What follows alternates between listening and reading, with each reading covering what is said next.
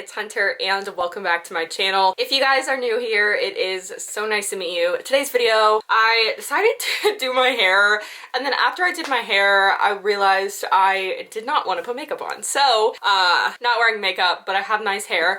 Today we are going to be doing my August book wrap up. We're sitting here beside my bookshelf because I thought this would be the perfect little setting. I'm just kind of in a little bit of a different spot. This book always falls on me. That was terrifying. Anyway, today we are talking about the books I read in August. I think I read 14 or 15 books, so I'm excited to share them with you guys. But before we get started, I would love it if you guys would subscribe to my channel down below, and don't forget to give this video a thumbs up. Since there were like 15 books, we're just gonna go ahead and get started because otherwise this video will take forever. Also, I'm really proud of myself because 4 of the books I read this month were physical copies. The first book is one that I borrowed from the Libby app, and it's called Hostage by Clara McIntosh. This is one I'd been wanting to read for a while, so I was super excited to finally get to read it. I gave it 5 stars. We have Mina, who is a flight attendant, set to go on the very first ever direct flight from London to Sydney when she receives a note that she is to help a hijacker take over the flight deck or something bad will happen to her daughter. I thought this was really good. I loved that there were chapters from perspectives of other passengers on the flight and Mina, as well as her husband on the ground, dealing with the partner of the hijackers. The plot twist was not at all what I was expecting, and I still feel a little bit mind blown about it. Well worth the wait to get to the end of the book. I really enjoyed that one. The next book I read was an advanced reader's copy of a book called Someone Else's Honeymoon by Phoebe McLeod, and I think this book came out in another country a while ago, but maybe it was just being published in America. I'm not entirely sure, but I gave this 4 stars. We have Charlie's 10-year relationship goes up in flames and she ends up being invited to her parents' annual vacation to Antigua. There she meets Ed, who is on his honeymoon, alone, after being left at the altar on a TV show that kind of sounds like The Bachelor, 4 Weddings, and Married at First Sight if they had a baby. They decided to do all the activities that Ed planned since they were paid for anyway, and she ends up leaving Antigua with hopes that she can continue her relationship with Ed once she gets back to England. I thought this was a super cute story, and I love that Charlie really learned about what she wanted out of life and learned to be happy on her own despite longing for love that she thought she found. I think this book shows that you can be happy not in a relationship and still have feelings for someone at the same time. She spent her entire adult life up to this point in a relationship, so she really learns what it means to be single and on her own for the first time. I gave this 4 stars instead of 5 because I was 45% of the way through this book before Charlie and her family even get to Antigua. The title makes it sound like most of the book takes place on this honeymoon, so the fact that I was almost halfway through the book to even get to that point made me think it would have a number of people putting the book down before it even gets to that point, so that's why I gave it 4 stars, but otherwise I thought it was really good. Third book I read was You're Invited by Amanda J. Tissa, I think that's how you pronounce it, and I'm pretty sure this is a September book of the month pick. I'm not positive because I don't have a book of the month subscription, but I feel like I saw someone post about it on Facebook. I gave this book 4 stars. You're Invited is a story of a girl who finds out her best friend is engaged to her ex and decides that she's gonna do everything in her power to keep this wedding from happening. The book overall gets 4 stars for me simply because there are a lot of things to do with Sri Lankan culture that I didn't understand, and I feel like I had a hard time visualizing anything. I thought the plot twist at the end was brilliant, and I loved the dual POVs and how it broke the book up because there was an incident and it went back and forth between character POVs and interviews about the incident. So I liked that. The 4th book I read was called The Overnight Guest by Heather Gudenkoff, and this book was right up my alley. I gave it 5 stars. Wiley has retreated to a cabin in the middle of nowhere in the town where she grew up to write her newest true crime book. Then she goes outside and stumbles across a little boy, and she's determined to figure out where he came from. Then she learns that the cabin is not as isolated as she thought it was, and she's about to learn way more about her past than ever before. I thought the story was amazing. I thought the plot twists were truly twists. I thought the backstories and dual timelines were great. You know from the beginning that they're connected because that's just kind of the nature of the story. So like the past and the present, even though they don't seem relevant to each other, you know they're connected because that's just the way these books work, but you don't know how, and when you find out, it's truly shocking. The next book I read was a physical book. I bought this forever ago and just now got around to reading it. It is The Soulmate Equation by Christina Lauren, and I gave this book 5 stars. I've given all of her books their books 5 stars, to be honest. We have a single mom, Jess, who is a stats wizard and loves numbers universe and science when she runs into a guy in a coffee shop. She learns that he works for a company called Genetic Ally, so genetic ally, and they are trying to connect people to their genetic soulmates. It's like a dating app, but you're matched with people based on your genetic compatibility. When Jess gets a 98% score with the founder of the company, River, they agree to give the relationship a go just to see how real it is. I thought this story was so cute. You could feel the chemistry from the first time they laid eyes on each other. She's a realist and really wants to make sure that someone she meets is the real deal, and he really believes this is going to work. Over time, their relationship gets better and better, and I truly believe in their love. Truly, I loved this book. I thought it was so cute, and I can't believe it took me so long to finally pick it up. The next book I read is The Cactus by Sarah Haywood, and I gave this book 5 stars. We have Susan, who likes things orderly and predictable. Then one day, at the age of 45, she learns that she is expecting, despite not having a maternal bone in her body. She also has just lost her mother and is dealing with her family relationships, inheritance issues, and possibly finding love despite not wanting anything to do with it. I thought Susan was quirky and funny. She was very peculiar and different from a lot of main characters you see, and this is definitely not your typical love story. As her pregnancy progresses, she really grows to understand the enormity of how her life is going to change, and she learns that while she can do life on her own, she doesn't have to, and that is the biggest character development of all. I really enjoyed this. Part of Reese's book club. This was a good find. I actually thrifted this book, which made it even better. Let me put it back on the shelf. My books are in alphabetical order, so that's why they're going in different places.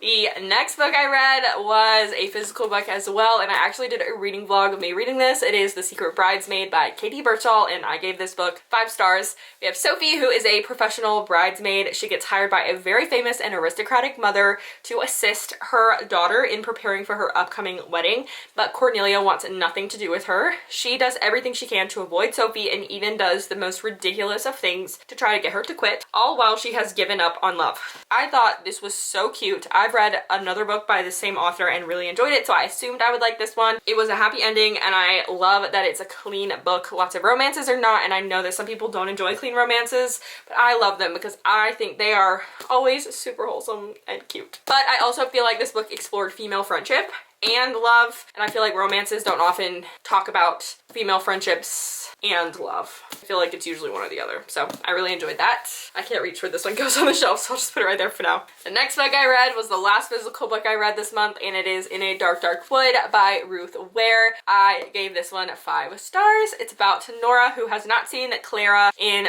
10 years, and then one day she gets invited to her bachelorette party. When they arrive, things feel a little awkward, but she tries to make the most of it. Then weird things keep happening. They think the door's left open, there are footprints in the snow that none of them made, and are wondering if they're alone in this remote house in the woods. Then secrets come out.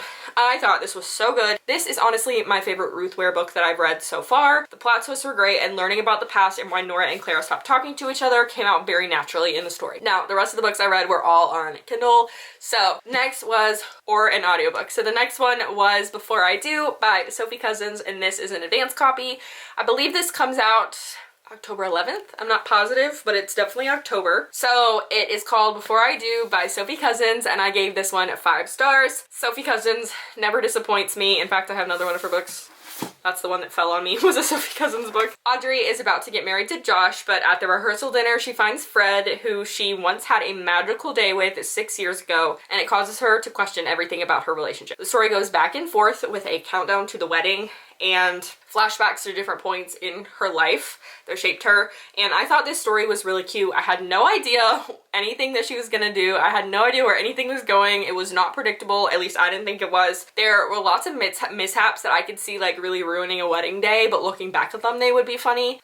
I loved that this story really helped to show how many parts of your life can define you, and something that seems so great is really because we're looking through rose-colored glasses. I love that this shows how people can come back together even when there is a big obstacle to accomplish. I just thought it was really cute. The next book I read was very highly anticipated for me, and it was The Last to Vanish by Megan Miranda. I'm a huge Megan Miranda fan. This one, it got 5 stars. We have Abby, who is working at an inn in the mountains of North Carolina, but Cutter's Pass, which is the town they live in, seems to be a place where people tend to disappear. A man disappeared 4 months earlier after trying to figure out if all the previous disappearances were connected. His brother shows up in town to get some answers, and and Abby starts to figure it out on her own and is shocked at what she finds. I really thought I knew what was going to happen and who was responsible for all the disappearances, but this book kept me on my toes the whole time. I felt like it was cool that the book was broken into parts and discussed the circumstances surrounding each missing person. I thought the major plot twist happened at one point, only to find out there was another one, and it was really exciting to get to the end. Really enjoyed that. I listened to this one on Scribd, but I want to own a physical copy of it at some point when it comes out on paperback. The next book I read, I actually was the first book I read this month, so I'm not sure why it ended up so far down on my list, but it was Booked on a Feeling by J.C. Lee, and this one gets 5 stars. We have Lizzie, who is an attorney in LA, and then one day she has a panic attack in the middle of court, so her boss makes her take a leave of absence so she can de-stress from life. She ends up back in a town where her longtime crush lives. They're BFFs. He's been in love with her for as long as he can remember, but neither of them know the secret feelings that they have for each other. Lizzie spends her days helping to revamp the local bookstore and learns that her passion is not in the law at all. I thought this was super cute. I think it was nice for Lizzie to base her future plans on what she was passionate about and not on a future relationship, but I thought their chemistry and relationship overall was really cute, and I liked that she found her passion in books. The next book is called Under the Influence by Karina May, and this one was an advanced reader's copy. I'm pretty sure it came out or comes out next week. I don't know. It comes out September. But I gave this one 3 stars. I feel really bad about it, but we have Blake. He needs money to save his father's business, but Louise works for the bank and won't give it to him. Blake runs a charity in Peru to provide clean water to the locals, and he goes back to Peru after his father's business fails. Louise decides she needs to take a trip after she wins a volunteerism trip from an influencer to, you guess, Peru. I thought it was an overall cute story, but I feel like the transitions between scenes were very abrupt. I feel like the main characters had potential to have great chemistry, but I felt like it could have been played out a bit more. So the next book that I read was on Kindle Unlimited, and it was The Seat Filler by Soraya Wilson, and I am fully going off of my brain here because I did not put it on my list, but this was the last book that I read, and then I'll talk about the other 2. But The Seat Filler by Soraya Wilson. Soraya Wilson, I feel like, is known for her clean romances, but they're so cute, which also means that I can't seem to remember the names of any characters if I don't write them down. So we have this girl. She volunteers to be a seat filler to help out her best friend. A seat filler is essentially a person who sits in the crowd and fills the seat at award shows and such, so that if someone is not sitting in their seat, it doesn't look like it's empty. And she ends up sitting next to her childhood or teenager celebrity crush, and she pretends like she doesn't know who he is, and he is taken by her. He automatically, he immediately has an attraction toward her, and they grow in their friendship. She's like, you know what, we're just gonna be friends, we're not gonna date. We can't date. I don't date, because she has a fear of kissing, which is something that I feel like is very different from anything I've ever read, but I thought it was really sweet. So Noah, of course, that's his name, Noah decides that he is gonna help her accomplish her fear of kissing, and they have kissing lessons and all that stuff, and I think it's so cute and funny, and overall he's just a really adorable character. I thought their chemistry was great, and I thought that it was really cool that she got to live her childhood dream, or her teenager dream of being with her celebrity crush, because I don't know, that's just really fun. So I really enjoyed that. I gave it 5 stars. The last 2 books I read were nonfiction, and they were wild from beginning to end, if I'm being honest. Wow, they truly were wild. I need to look it up, hold on. It has a long title, which is why I can't remember it. Okay, it's called Unmasked: My Life Solving America's Cold Cases by Paul Holes, and he is the detective that discovered the identity of the Golden Gate Killer, who was active during the 80s, primarily I think the 70s and the 80s. Yeah, it says, from the detective who found the Golden State Killer, a memoir of investigating America's toughest cold cases and the rewards and toll of life-solving crime. So basically, this man is obsessed with finding this killer. He obviously has a job to do, but he continues to look into cold cases because he is just absolutely determined to get answers for the victims' families. And I honestly, this book was so good. It was super gory. It tells a lot about old cases, and gives lots of details, but I thought it was incredible. If you like true crime, this is honestly one of the best books I've read that's nonfiction, but I just thought this was so good. It said that he is a gifted crime solver with a big heart and charming smile, but until now no one has known the man behind it all, the person behind the flashy cases and brilliant investigations. Holes takes us through his memories of a storied career and provides an insider account of some of the most notorious cases in contemporary American history, including the hunt for the Golden State Killer. Seriously, it was literally so good. 5 stars for me. And the last book that I read, at least that I'm going to tell you about, is I'm Glad My Mom Died by Jennette McCurdy. This book has been all over social media. I've seen so many people needing to get their hands on this book. It's been out of stock everywhere. Library holds are months or years long. Seriously, this book was so good. I listened to it on Scribd, so if you're looking for it and don't want to like pay for it, I recommend Scribd. You can get a free trial of it if you want to listen to it. The link's in my description box, but you can get a free trial if you want to listen to it without paying for it. But it was literally so good. I'm sure you guys have heard of it. It's about Jennette McCurdy, who played Sam Puckett on iCarly. Talks about her life growing up with her mom, how she did everything that she could to please her mom, about her mental health problems from OCD to anorexia, bulimia. Lots of trigger warnings are necessary here, but I definitely feel like this was such an inside look at what it's like to be famous and how, you know, it looks like you're living a dream life when actually everything is crap. So I really loved this book. I read an article that kind of talked about some things, and truly it's horrific, but it's so good, and I highly recommend anybody listening to it. So those are the 15 books that I read in August. I definitely read more the second half of the month than I did the first half of the month, but I really enjoyed most of these. So if you guys enjoyed this video, don't forget to give this video a thumbs up. Don't forget to subscribe to my channel down below. I post book videos every Friday, and I post a book wrap up at the beginning of every month. So with that being said, I will see you guys in my next video. Bye!